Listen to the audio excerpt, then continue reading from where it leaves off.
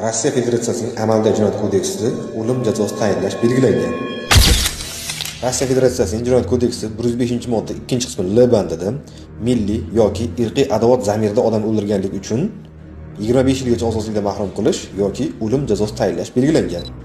Internetda hammani nafratiga sabab bo'lgan 10 yoshli Qobiljonning qotili Timofeyning 15 yoshda ekanligi uning harakatlari uchun o'lim jazosi tayinlashni istisno etadi. Chunki Rossiya Federatsiyasi Jinoyat kodeksi 88-modda 6-qismida voyaga yetmagan shaxslar tomonidan sodir etilgan o'ta og'ir jinoyatlar uchun 10 yilgacha muddatga ozodlikdan mahrum qilish jazosi tayinlanishi mumkinligi ko'rsatilgan. Bu qonunda nazarda tutilgan ma'lumot. Shaxsiy fikr sifatida esa millatchi qotil Timofey qonundagi eng og'ir jazoga loyiq deb bilaman.